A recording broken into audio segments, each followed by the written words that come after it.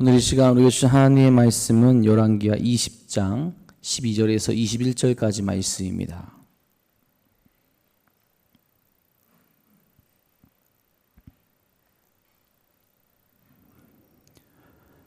열왕기하 20장 12절에서 21절까지 말씀입니다.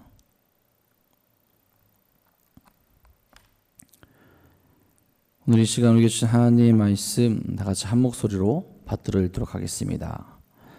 그때 발라단의 아들 바벨론의 왕 브로닥 발라단이 히스기야가 병들었다 함을 듣고 편지와 예물을 그에게 보낸지라. 히스기야가 사자들의 말을 듣고 자기 보물고의 금은과 향품과 보배로운 기운과 그의 군기고와 창고의 모든 것을 다 사자들에게 보였는데 왕궁과 그의 나라에 있는 모든 것 중에서 히스기야가 그에게 보이지 아니한 것이 없더라. 선지자 이사야가 히스기야 왕에게 나와 그에게 이르되 이 사람들이 무슨 말을 하였으며 어디에서부터 왕에게 왔나이까? 히스기야가 이르되 먼 지방 바벨론에서 왔나이다 하니, 이사야가 이르되 그들이 왕궁에서 무엇을 보았나이까 하니, 히스기야가 대답하되 내 궁에 있는 것을 그들이 다 보았나니 나의 창고에서 하나도 보이지 아니한 것이 없나이다 하더라.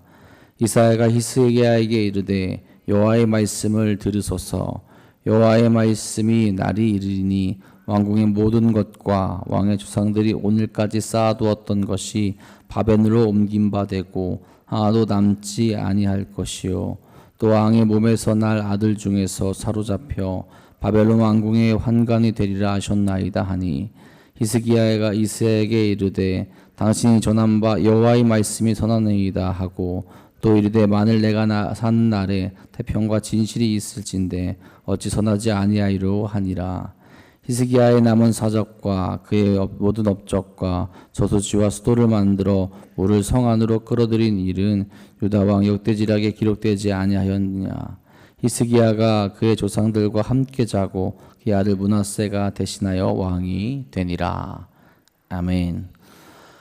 오늘도 그리고 완전한 길로 인도하신 하나님과 함께 나아가는 귀하고 복된 하루, 또 귀하고 복된 시간 되시기를 간절히 소망합니다. 여러분, 사람은 누구에게나 약점이 있는가 하면 강점이 있고, 또 좋은 점이 있는가 하면 나쁜 점도 있기 마련이죠. 연약하고 불완전한 삶을 살아가면서 우리에게 오게 되는 어쩌면 우리의 연약한 모습일 겁니다.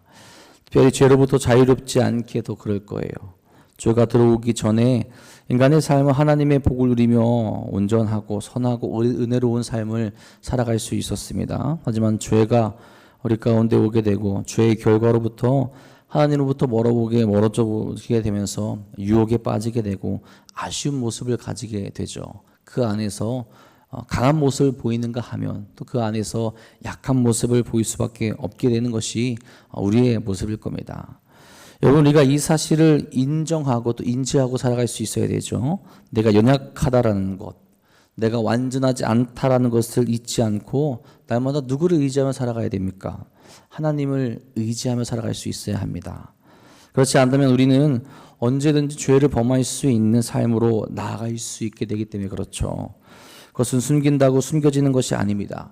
내가 인정하지 않게 되면 그 모습이 나의 삶을 하나님으로부터 멀어지게 만들죠. 문제가 반드시 생길 수 있다는 거예요. 제 후배 중에 일을 참 잘 못했던 친구가 한 명 있었어요. 못했다고 하는 이유는 실수를 많이 한 것도 있는데 나아가서는 실수를 하고 나서 빨리 인정하지 않고 숨겨버립니다. 그래서 못했다고 하는 거예요. 그 실수는 시간이 지나면 드러날 수밖에 없는 그런 실수들인데 그 실수를 돌이킬 수 없는 그 상황까지 나아가서 숨겨버려요. 그 친구 때문에 피해를 본 사람들이 상당히 많이 있습니다. 본인이 실수가 많다라는 것, 본인이 연약하다라는 것, 이 부분에서 약하다라는 것을 인정하고 도움을 청하면 다 도와줄 분들이 많았는데 나타내지 않고 드러내지 않고 숨기고 있다 보니 그것이 더 큰 문제를 일으킬 수 있다라는 거죠. 여러분, 내가 연약하다라는 것을 인정하는 건 분명히 쉽지 않은 일이긴 해요. 믿음에서도 마찬가지입니다. 내가 죽는 것, 그래서 내 안에 예수 그리스도께서 사시는 것, 그것을 실천하고 그것을 믿고 그것을 따르는 것은 결국 쉽지 않을 겁니다. 그렇게 살아가는 것 같다가도 순간에 방심이 또 우리를 주님을 잊고 하나님의 말씀을 바라보지 못하게 만들기 때문에 그렇죠. 오늘도 우리는 우리의 연약함을 인정하며 다시 말씀 가운데로 하나님을 의지하는 길로 나아갈 수 있기를 간절히 소망합니다. 연약한 우리가 바라봐야 할 분은 다른 것이 아니라 오직 하나님 한 분밖에 없음을 고백하는 우리 모두가 될 수 있길 또한 소망합니다. 앞선 말씀에서 히스기야는 하나님의 도우심으로 병에서 낫게 되고 15년이라는 삶을 연장받았죠. 자신의 연약함을 하나님께 아뢰며 하나님께 간구했을 때 하나님이 들으시고 회복시키시는 그런 은혜를 그가 경험을 했습니다. 이런 모습을 계속 유지하고 하나님께 항상 날마다 묻고 하나님의 뜻 가운데 나아가야 하는데 오늘 말씀에서는 그러지 못한 모습을 보여주게 되죠. 마치 하나님께서 은혜를 베푸시고 어떻게 보면 하나님의 은혜 가운데 그가 살아가고 있는데도 불구하고 그는 다른 길을 택하려고 하는 모습을 보이게 됩니다. 12절에 말하죠. 그때 발라단의 아들 바벨론의 왕 브로닥발라단이 히스기야가 병들었담을 듣고 편지와 예물을 그에게 보낸지라. 그때라는 언제를 칭하는 걸까요? 앞에 이제 그때라고 이렇게 이야기하는데 그때는 히스기야가 병에 걸렸다가 하나님으로부터 생명을 연장받은 그때를 말하는 겁니다. 역대하 32장 31절을 보면 바벨론은 하나님이 남유다와 히스기야에게 내린 이적에 대해서 궁금해하는 그런 모습을 보여주게 돼요. 이렇게 말합니다. 그러나 바벨론 방백들이 히스기야에게 사신을 보내어 그 땅에서 나타난 이적을 물을 때 하나님이 히스기야를 떠나시고 그의 심중에 있는 것을 다 알고자 하사 시험하셨더라. 과연 히스기야에게, 과연 남유다에게 일어난 그 일들, 그것이 진짜인지 아닌지 하나님의 임재하심, 하나님의 그 이적을 궁금해합니다. 여러분 왜 궁금해합니까? 무엇 때문에 궁금해할까요? 여러분 남유다와 바벨론의 공통점이 하나 있었는데 바로 반아수르 정책을 펼치고 있었다라는 거예요. 같은 적을 가진 존재로서 동맹을 맺으려 할 수도 있다라는 거죠. 그런 입장에서 볼 때 히스기야의 상황, 남유다의 상황, 그들의 신이 정말로 임재하며 이적을 나타내고 있는지 그 힘이 있는지 같이 함께 싸워나갈 수 있는지 아마 궁금해했을 겁니다. 막 이런 사실을 또 그들이 동맹을 맺으려고 한다는 사실을 히스기야도 알 수 있었을 거예요. 그래서 히스기야의 반응이 좀 오늘 말씀에서는 갑작스럽게 나타나기도 하죠. 13절입니다. 히스기야가 사자들의 말을 듣고 자기 보물고의 금은과 향품과 보배로운 기름과 그의 군기고와 창고의 모든 것을 다 사자들에게 보였는데 왕궁과 그의 나라에 있는 모든 것 중에서 히스기야가 그에게 보이지 아니한 것이 없더라. 이 말씀에서는 갑자기 히스기야가 왕궁의 모든 것을 그들에게 보여주는 것처럼 보이죠. 근데 여러분 그냥 자랑하려고 보여주는 게 아니라는 거죠. 그래서 정적인 목적이 숨겨져 있었다라고 보는 겁니다. 자신들의 힘을 과시할 필요가 있었다라는 거죠. 무엇 때문에요? 그들과 동맹을 맺기 위해서 같은 적을 가지고 있는 아수르를 대적하기 위해 바벨론과 동맹을 맺기 위해서 그들에게 자랑하고 그들에게 우리에게 힘이 있다라고 얘기하며 그런 모습으로 나아가게 된다라는 거죠. 여러분 히스기야는 선지자 이사야를 통해서 전해진 남유다 구원에 대한 하나님의 말씀을 기억하지 않고 아수르에 대항하기 위해서 다시 한번 세상의 힘을 빌리려고 한다라는 거죠. 합리적인 생각일 수도 있겠지만 하나님의 뜻이 아닌 세상을 바라보게 된다라는 겁니다. 어느 시점에서 그가 그렇게 하고 있습니까? 하나님으로부터 생명을 연장받은 그 은혜로운 삶 가운데서 하나님께 먼저 묻고 하나님께 먼저 나아가고 하나님의 뜻을 먼저 찾는 것이 아니라 다시 세상을 의지하는 그런 연약한 모습, 그런 모습을 보여주게 된다라는 거죠. 하나님을 대신해서 물리적인 군사의 힘을 바라보게 되는 것이고 하나님을 온전히 따르지 못하는 모습을 그가 다시 보여주게 되는 겁니다.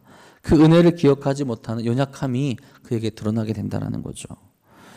여러분 이런 히스기야의 모습이 얼마든지 우리의 모습이 될 수 있음을 기억해야 합니다. 우리가 너무나 쉽게 하나님의 말씀을 잊을 때가 많지 않습니까? 하나님의 은혜를 경험하고 하나님의 약속을 바라보지만 우리의 삶에서 하나님을 온전히 의지하지 못하는 약함도 우리가 정말 자주 보이게 됩니다.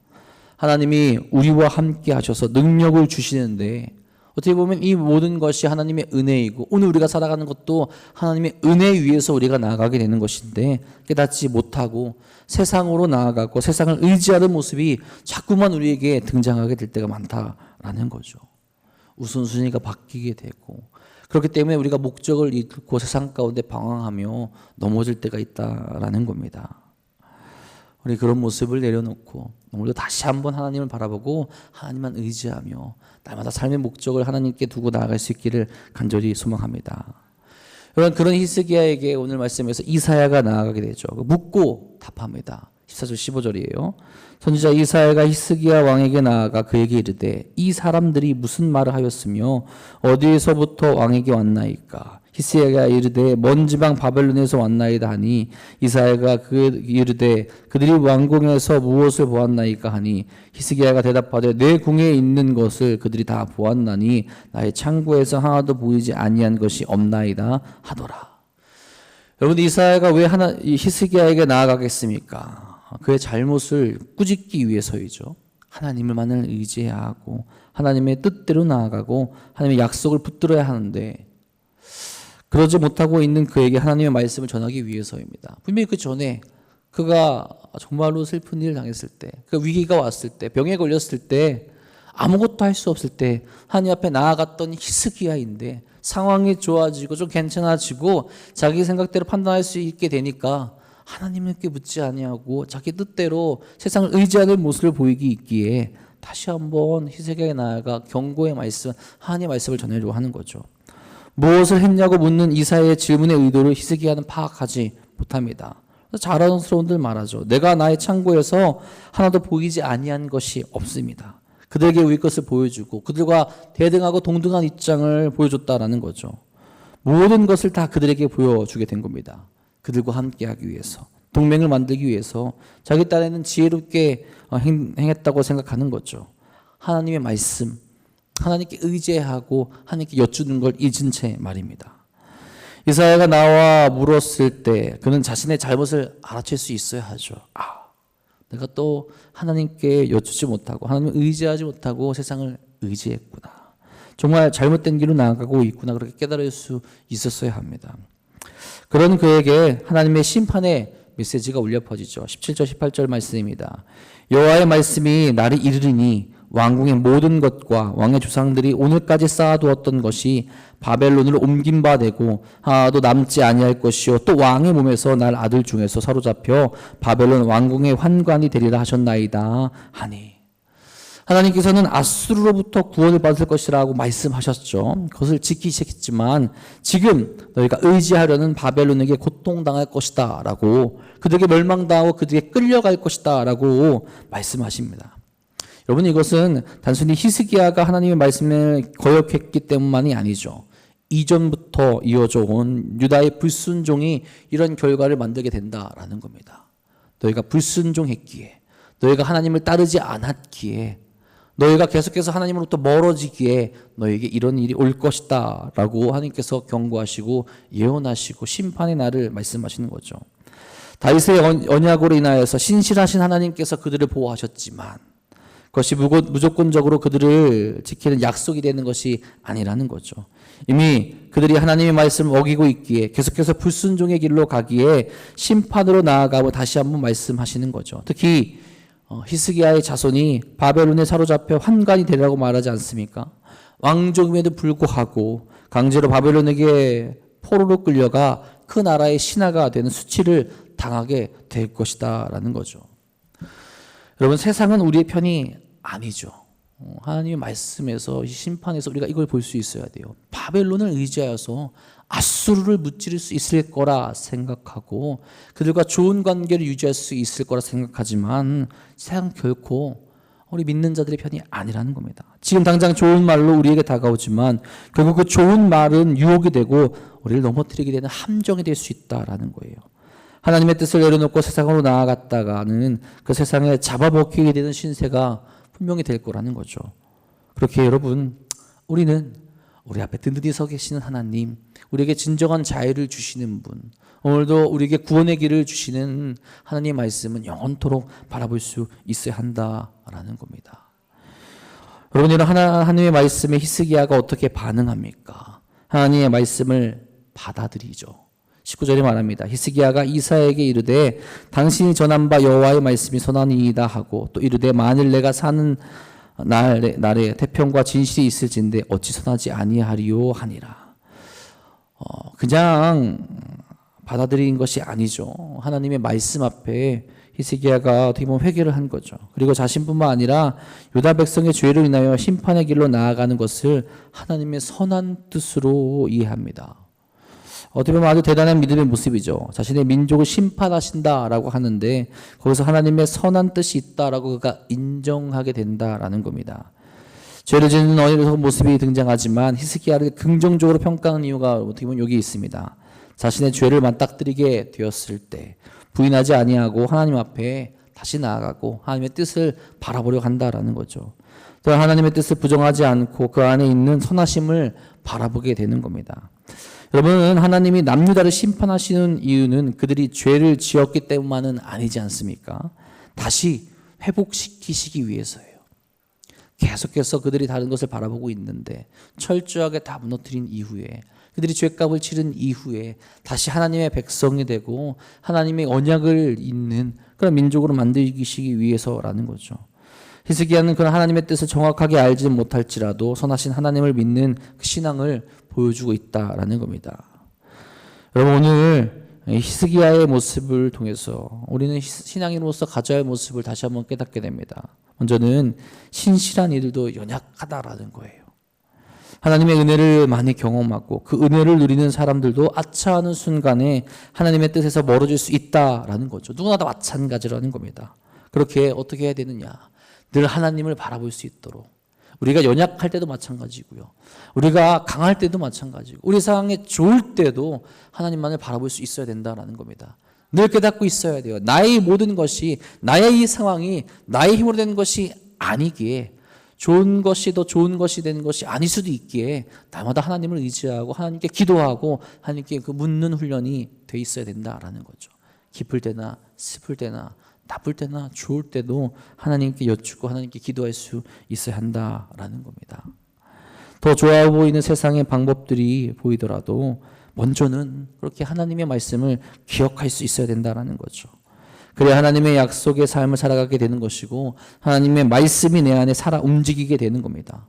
하나님의 말씀을 읽는 순간 내 안에 죄성이 살아나게 되는 순간이 되기 때문에 그래요. 오직 하나님의 말씀을 기억하며 나아갈 수 있기를 간절히 소망합니다. 또한 선하신 하나님을 신뢰하시기를 간절히 소망합니다.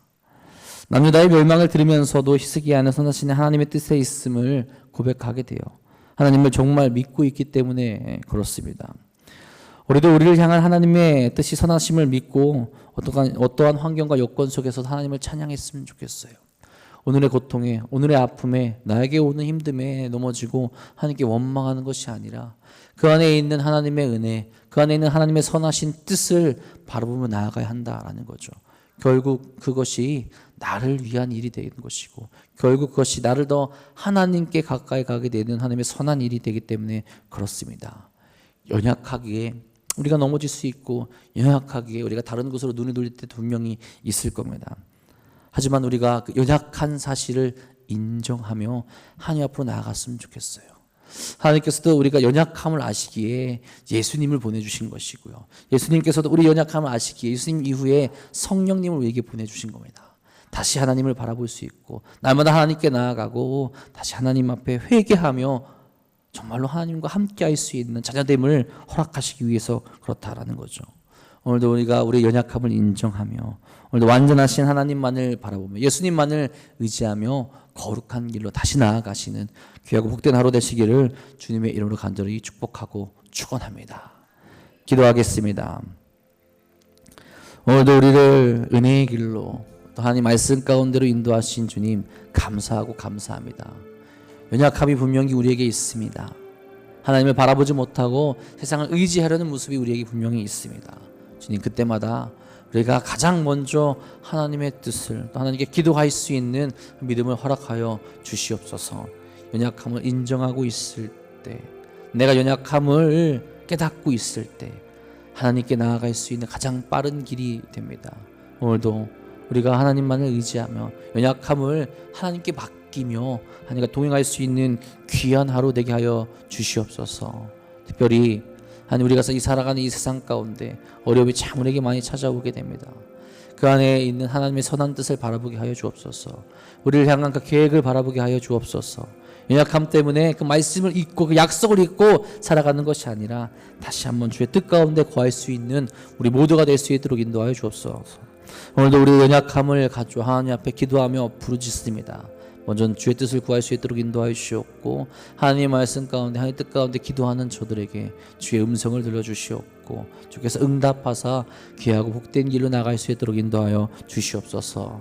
특별히 도남동교회 안에 그 은혜로운 모습이 가득 넘치길 소망합니다. 하나님의 뜻을 구하게 하시고 하나님 말씀 바라보게 하여 주시옵고, 힘을 얻어 하나님의 뜻을 세워나가는 교회 될 수 있도록 인도하여 주시옵소서. 또한 특별히 우리가 종교 영성 캠프를 준비하며 나아가게 됩니다. 주여 더욱더 기도로 준비하게 하여 주옵소서. 그것을 기대하며 소망을 품게 하여 주옵소서. 함께 나아가고 준비하는 모든 이들에게 능력 부어주셔서 거룩한 시간 될 수 있도록 주께서 채워주시옵소서. 주님께서 오늘도 우리와 함께 하시며 거룩하고 복된 길로 인도하시고 믿사오며 우리 사랑하신 예수님의 이름으로 감사하며 기도합니다. 아멘.